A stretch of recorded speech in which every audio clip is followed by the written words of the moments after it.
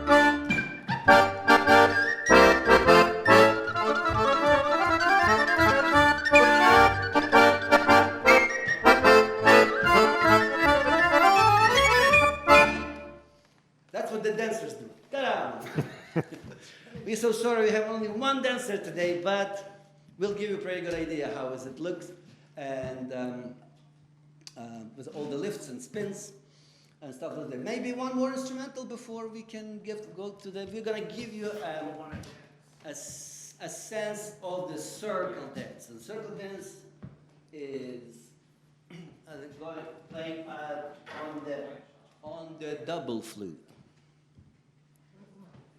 Como pode ficar? One second. So there's a little interlude. Just 1 second. Which, so we have two flutes, basically, we call it dvodencivka, from the fipple, dance. So it's a double fipple, double fipple flute. 2 in 1.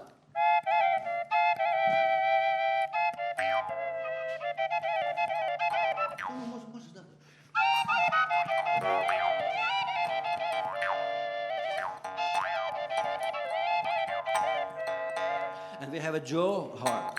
Here is the stand. It was not supposed to happen. We reserved it for another one, but it sounds really good actually. And the people use this a lot in weddings. You have like maybe 20 people do this in the jaw harp. So it's very spatial. It's this galaxy.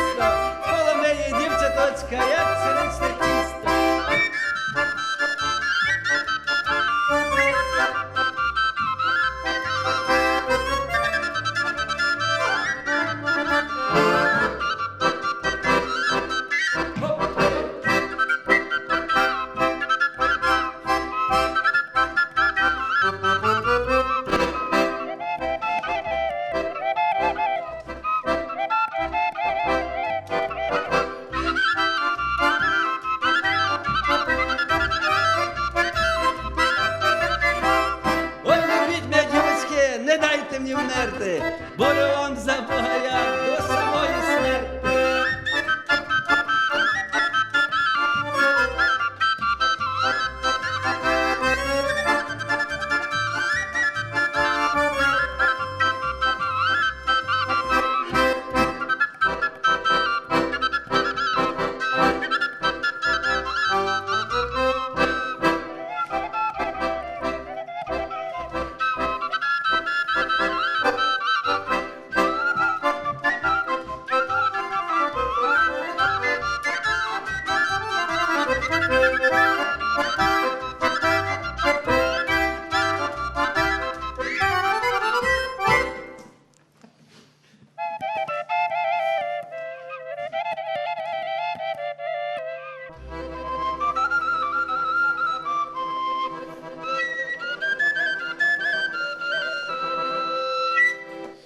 So on a flute, on a double flute, you have three positions that I demonstrated at the end.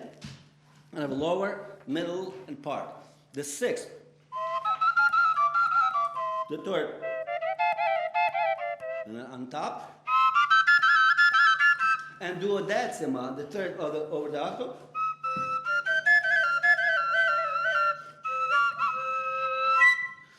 So that's a double flute, and we gave you the sense of the circle dance, which is kolomeki. And the kolomeki are going almost indefinitely, like very easily for 40 minutes. And it comes with the video couplets, and I gave you also the idea of that a little bit.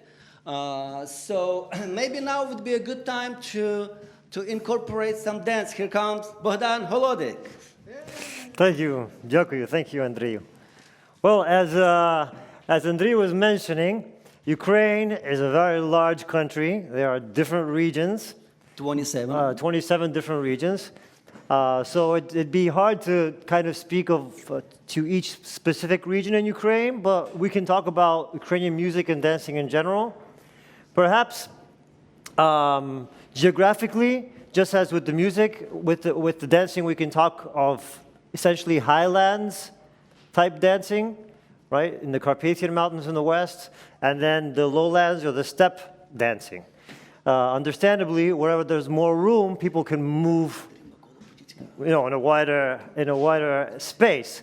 So I think that probably the most characteristic dance of Ukraine, and the national dance, in fact, is called the hopak, which is typically danced by, it's kind of like a virtuoso type dancing, which is immediately associated with spins, Ukraine. right? With all these acrobatic numbers. Yeah, there are a lot of acrobatic elements in the dance, and actually, those dances are more typical of come actually from different types of martial art type elements from actual war. So I'll speak to those in a minute. But in terms of the geography in Ukraine, it's a very, very large country in Europe. We can talk about the highlands dancing or the highlands music, right? The Carpathian, if you will, and then the lowlands or the steppes. Now, the one thing, of course, the clothing is very different in Ukraine according to the region, and of course, according to the weather. Typically, the people in the highlands wear like kind of warm and shorter wool. because you have to walk uphill. So it's not as long as in. Yeah, they use a different type of clothing. And in the lowlands region, of course, the clothing is longer. They have Cossacks. But the one typical element that's immediately identifiable as Ukrainian is what we call vyshivanka, or the Ukrainian shirt, which we all have. These are all embroidered in different patterns, and they are really the most typical element that you can recognize. And those are used in the entire Ukraine, with different types of other clothing. Right, I want to jump as well. in here for the Vyshivanka, that the girl, the part of her dowry, the most important part of her dowry was the shirt that he embroidered for her groom-to-be, and it was done with all the love, you can imagine that. So this tradition goes until today. Yeah, and typically they come in different colors. People automatically associate the red and the black and the white. Also, there's white on white. So the colors can vary, but this is immediately recognizable as Ukrainian element. And I'll talk a little bit about the general Ukrainian dancing. Ukrainian dancing tends to be very spirited, whether it be more of like village type dances or the Cossack dances, which is a hopak. Ukrainian people are very happy, and so the dancing is also very energetic. So I will demonstrate the most basic step in all of Ukrainian dancing is what we call 1, 2, 3 or raz, dva, tri, right? Right? So I will demonstrate. First with no arm positions, just I'm going to go 1, 2, 3, 1, 2, 3, 1, 2, 3, 1, 2, 3, 1, 2, 3, 1, 2, 3, 1, 2, 3, 1, 2, 3, 1, 2, 3. Come on, with me. 2, 3.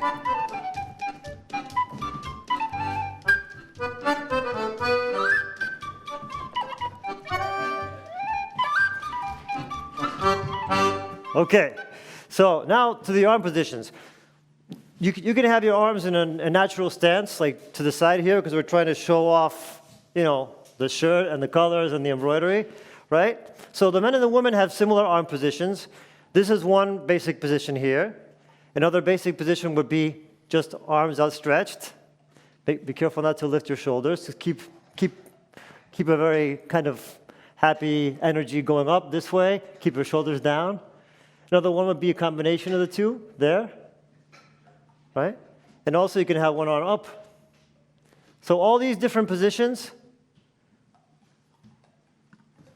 are typical in Ukrainian dances in the different areas, right? So this is kind of like a showing or a presenting kind of motion, right? This is kind of another motion where I'm up, another motion where I'm up. So you're going to see all these arm positions. Sometimes you'll see a position like this. Be careful not to let your shoulders hunch up too much. Always keep a very high chin, right? When you all these that, it's kind of very proud, a very elegant position. So all these positions are with extended arms, right? And they do this also in squat. Yeah. We can also do. I'll show those a little bit later. But basically, you can combine. That's from Ashtanga, right? You can combine just a simple 1, 2, 3 with all these arm movements, and I'll show you. Can you play a little bit of like the Kolumika, раз, два, три, and? Раз, два, три. Pam, pam.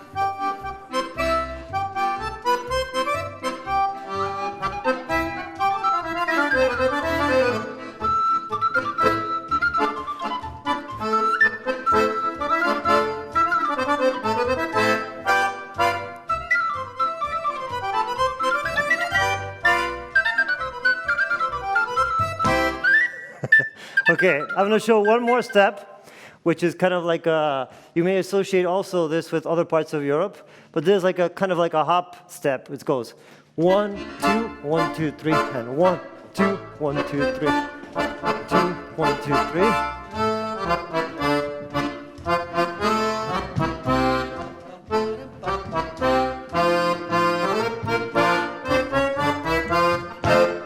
Right? Very nice. I want to dance too. That's a very difficult step. Also, you do a little bit of a hop step combined with the 1, 2, 3 always at the end. Another interesting step that I can teach you, which doesn't require a lot of prisadka going down on the floor, is one where you show off your boots. Well, I'm not wearing boots right now, but if I were, boots were kind of an expensive proposition. So when you had boots, you tried to show them off. Right? So you would show them off by essentially presenting them here, here, here, and there. Right? So the heel, there, there, and there. 1, 2, 3, 4, and.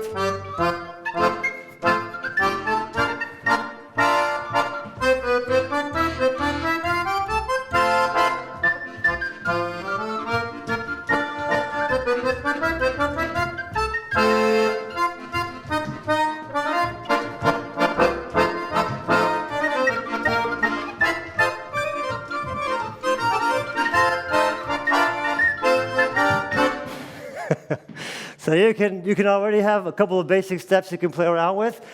I've been kind of dancing on my own, but typically I would be dancing with other villagers, right? And also the ladies would come out and dance. They do very similar steps to the men. There's basically not that much of a difference. Take into account that, they're wearing kind of skirts and maybe the legs don't move as much apart.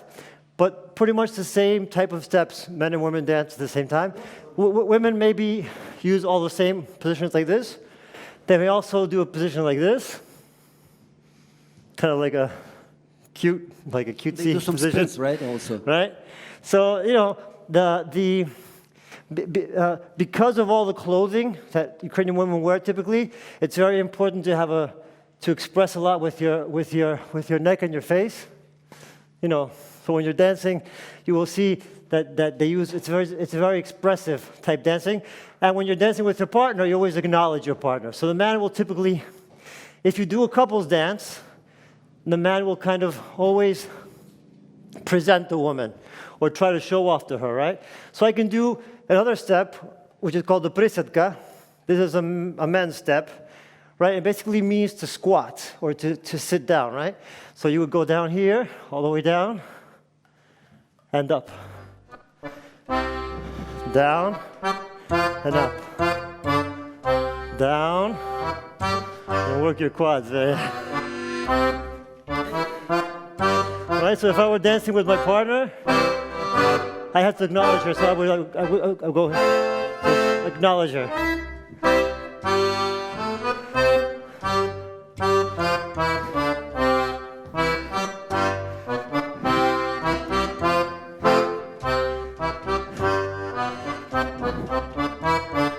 Right?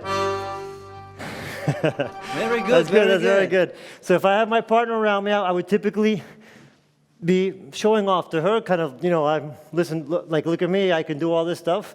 And then I could also grab my partner's hands, and we could do steps And you mean the girl? up and down. Yeah, the I see girl. the girls are trying, they do the squat also, that's interesting. But this is the male part. Yeah, it's a male dancing. The women typically don't do prisatki because of the clothing that they're wearing. But, the females also do a lot of spinning steps, right? They do kind of what in ballet we would call a fouette, right? Or kind of like a spin around each other, around yourself.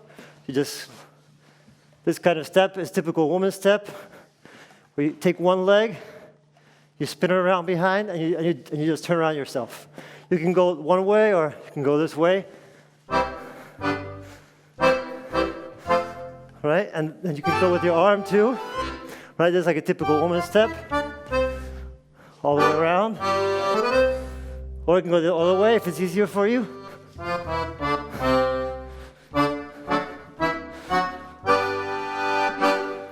Yeah, good. Takes a lot of control here in the core. So the women and the men dance in a very similar fashion. Women kind of use more spinning motions. Men typically use more vertical up and down motions. A lot of the dances that are folk, like village dances, are done with couples and rows, and they will typically do pretty much the same choreography. Another type of dancing is a circle dance. Now, these circle dances are typical in... Maybe we'll get to circle dance Yeah, a little we'll do a little bit later. You need a little break. Yeah, After a little all this bit. squatting, thanks. But we have all these elements, and feel free to combine them in different ways. And look for them. If you look at the videos with different Ukrainian dances, you'll be able to identify all these elements. So back to you, Andrei. Okay. And to start with the music. So maybe we can give you now the sense of polka. It's a couple dance. And then we'll ask Bohdan to show us the polka moves after this. Which is? So Poltavska polka.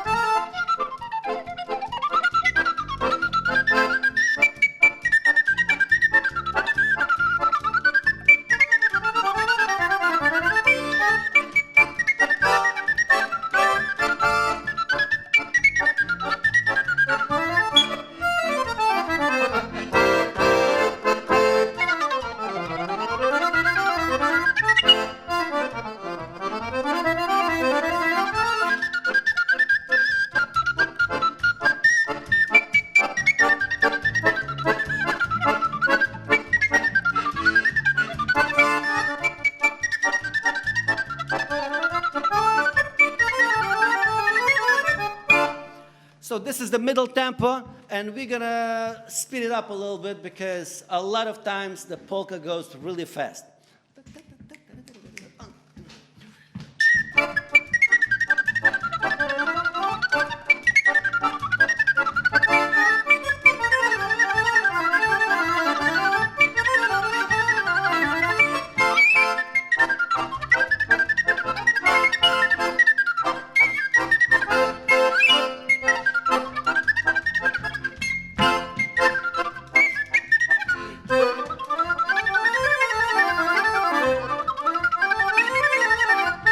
Keep up the tempo. Good, good, very good.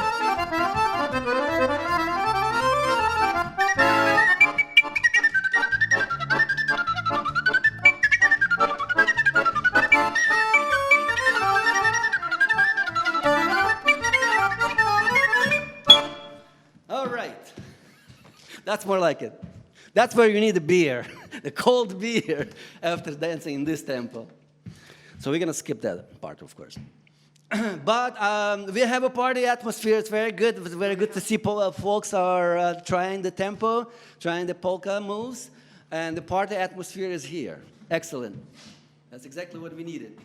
Now, Danny, would you like to? I want to talk a little bit about partner dancing, just a little brief things about that. I don't have my partner here today, but I think that the basic steps we've gone over, the 1, 2, 3 step, right? That's for men and women. You can do it moving, and typically you will, right? You do it in your spot. You can moving.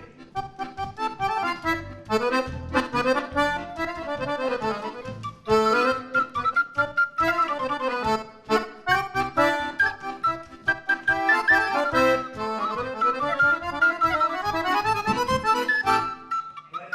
So if you're basically most of these dances are village type dances, right? So the relationship is kind of sort of flirtatious, but more just joyful, right? When you dance in couples in Ukrainian dances, typically the man will try to impress the woman with his steps, but also he will try to assist her in doing some of the steps that she would normally do alone.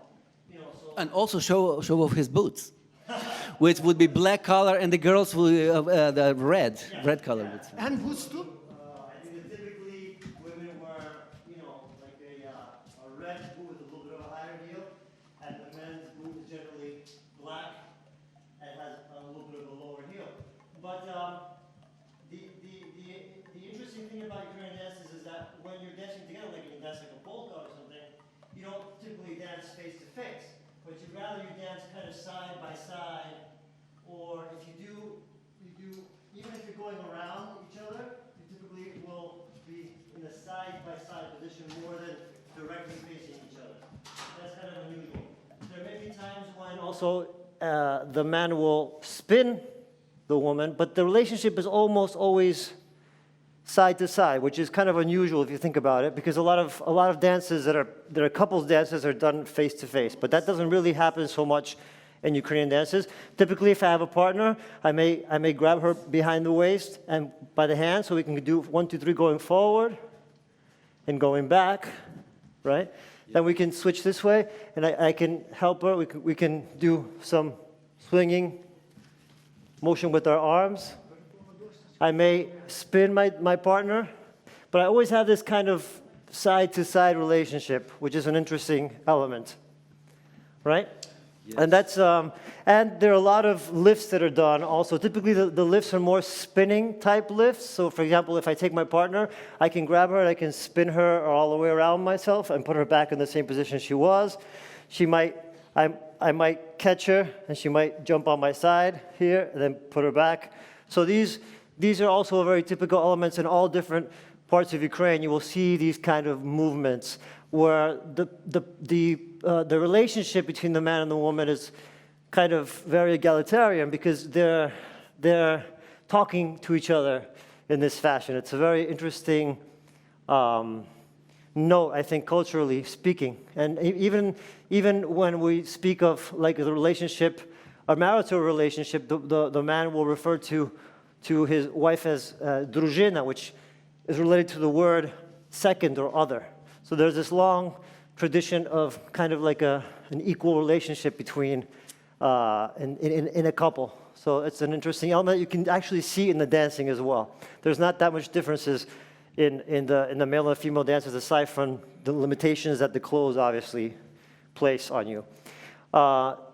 In terms of the acrobatic elements of the Cossack dance, like the hopak, the hopak, which comes from the word hop, which means like up, like a exclamation of like jump or joy.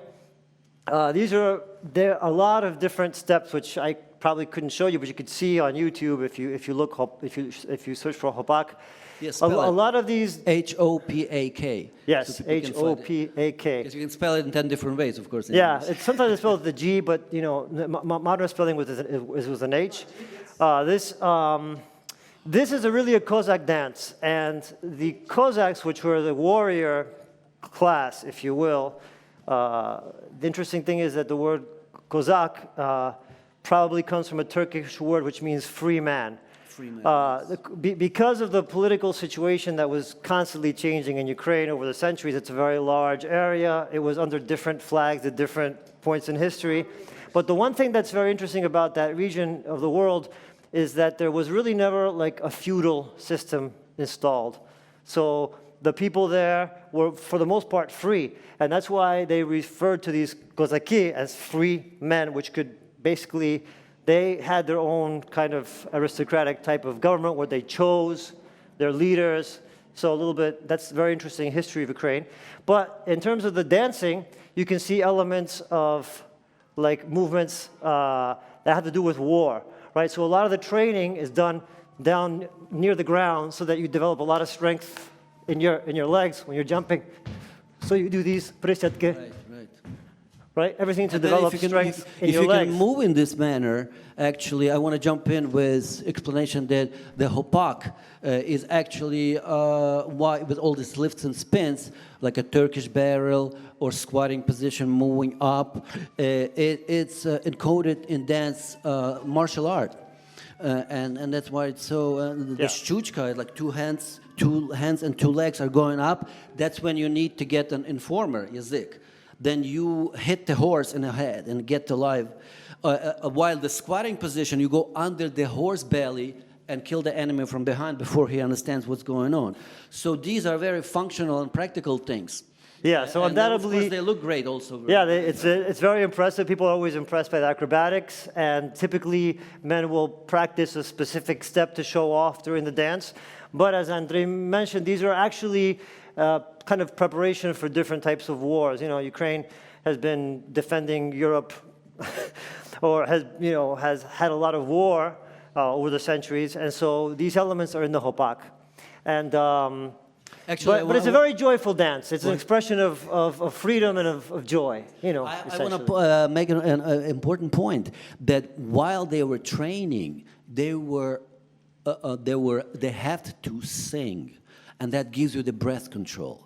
While the Greeks were writing about Cossack training, they Cossack was just drinking and having a party. No, that was training with singing. Drinking was no. So that was the breath control, which is very important. So you do this with a smile and ease.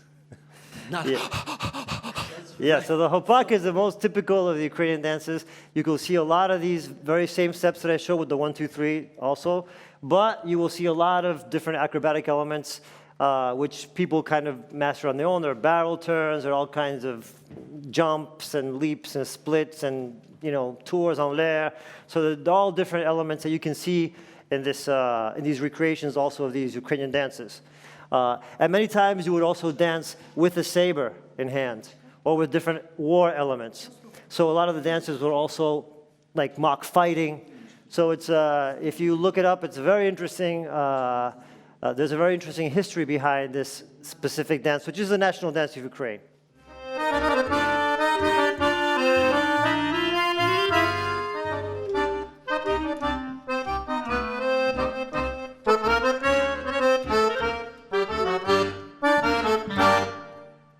And then it goes into the joc de deux, which is the couple dance.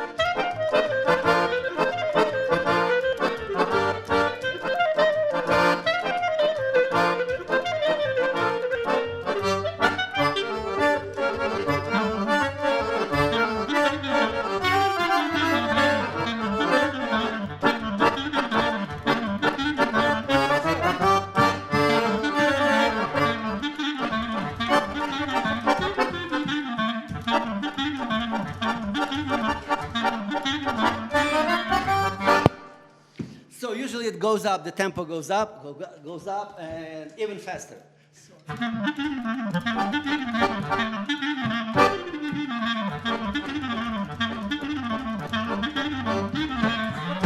Something like this. So, with all the lifts and spins, imagine that. All right. I hear the applause. All right, and that's great. I guess we go, is it global? It's actually global. We have a global audience today, so people can join. And whoever signed in, everybody, thanks to be with us. And if I didn't say it at the beginning, happy Valentine. I think it's also international. So maybe it's a good, do we need a slow? Or, yeah, let's do the slow on F flute that I mentioned before.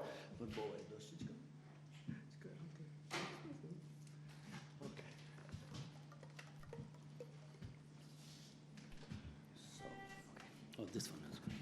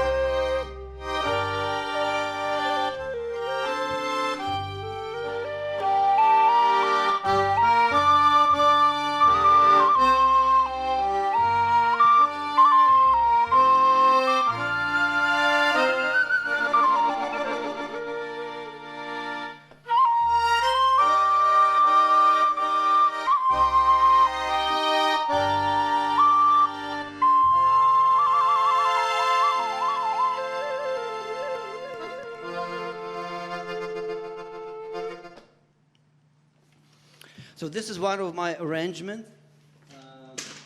Thank you, Stan, for the company. That's great. And this song, this is a song I made it instrumental. The bride-to-be is waiting for her broom, and what is he bringing her? The red boots. Okay, and she has for him an embroidered shirt that she made for him, that she embroidered for him, right? And the reason I finished on the second, da-da-da, but without coming to the tonic, because it's awaiting. It's awaiting, so there's a question mark, but she knows for sure that he is coming. So that anticipation, it's bittersweet. And that's why I finished it, I ended it on a second. So that's a little history about this. And the middle part was Yichał Kozak Zaduna, which is the Cossack song. So we have another Cossack song. Mohdane, welcome back. That's going to be mine. Thank you, Andrew. So I want to do, we did the Pisnia pro Rushnik, kind of a very lyrical song. I want to sing a song for you that is kind of like a war song. The Cossacks would sing all this music together, you know, in different harmonies.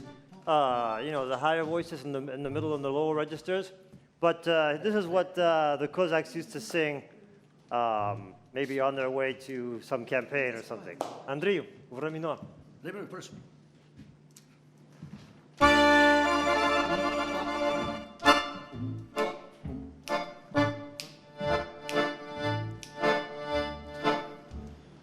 Ой, видно село, широке село під горою. Ой, там ідуть стрільці, січові стрільці до бою. Іде військо при широке поле. Хлопці з бота, хлопці, як соколи. Ха-ха, ха-ха, ха-ха. Гей, дівчино, чорнобривка моя, віди, подивися, чим скоріше до вікна. Хлопці з бота, хлопці, як соколи.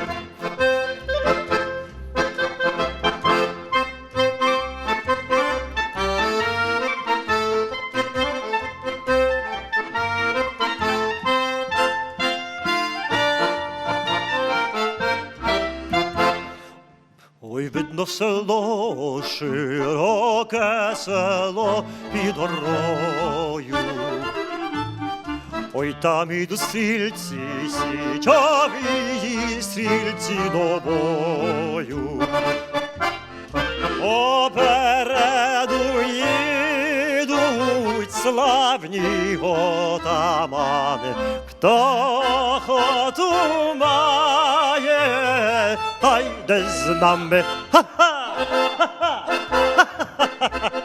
Гей, дівчино, чорнобривка моя, віди, подивися, чим скоріше до вікна.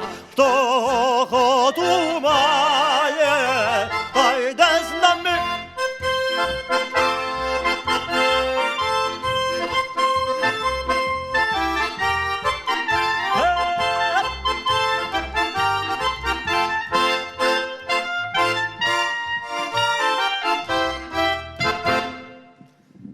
Hey! In a Cossack style. Okay. You want to pose an arcan? Like I showed the arcan stand? Yes, please. I believe we have like 5 minutes left. So at the end. And there are questions if you would like to answer them. Sure. Sure, why not? How to get a hold of you all. And we have the profile on the Center for Traditional Right. Music and Dance, but how else can they get in touch with you? Well, the website is currently under construction from Flash to HTML. So otherwise it's cheres.net. But for now, at the Center for Traditional Music and Dance's site, there's a 10-minute video of Cheres, which you can enjoy for now. And of course, you can always contact the center about future performances. You're welcome to do that. So we are ready for the. Are there any other questions about tradition? I was asking about occasions for some of the songs you perform, and and how young people are performing them today or not. Do they still perform them today? Yes, the tradition is pretty much alive. We have the festivals going on. Like right now, it's we want to thank the Center for Traditional Music and Dance and the Flurry Festival for this opportunity, beautiful opportunity to present our culture in New York City. And we have 4 churches in Manhattan. We have Allenville camp, dancing camp, Kerhonkson and Verkhovena, which is Glen Spey. The tradition is very alive, and the embroidery and the songs. I mean, there's thousands of these songs. And the culture is like 25,000 years old, so we're old, older Eastern European folks, and we are happy to share it with you. As for our performances, we do the parties and the festivals from the small cast like this to the 3. 3 is a magical number, right? Up to 5, and we can include the dancers. Please contact us. We will be happy to perform for the future endeavors. Thank you. Okay, so I'd like to maybe close with the same music that you opened up. Andrei opened up with music from the western portion of the highlands dancing of Ukraine, the arkan, right? Arkan? And this arkan is it's different from other dances in that, of course, being a highlands dance, the space was a little bit smaller. So there's a very typical step that usually the men will do in the arkan. They take a wide stance and they grab on arms and they do like a step which is like a rocking step at first. That doesn't mean the lasso, the arkan. It's like arkan is like a lasso. So that's why the circular form. Yeah, so basically they form like a lasso, and then they do a step, right. Cross back, step, hop, step, hop, step, cross back, step, hop, step, hop. Okay. Step. Now let's do it with the music. Let's do it with the music.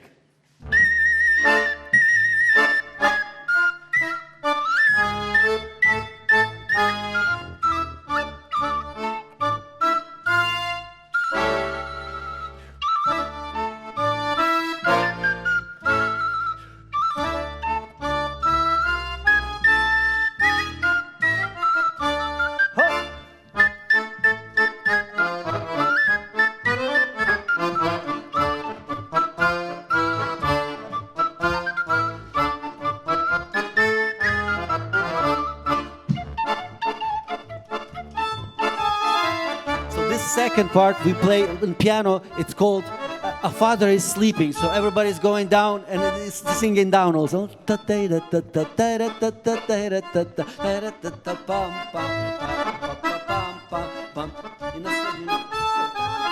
Father is up.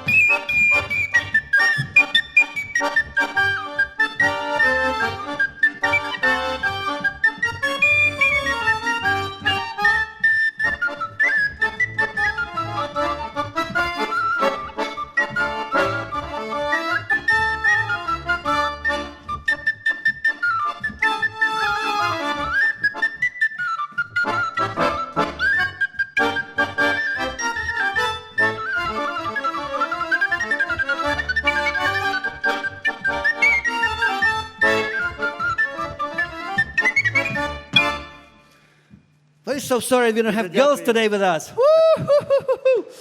All right, so do we have time for another tune, or this is it? That's it?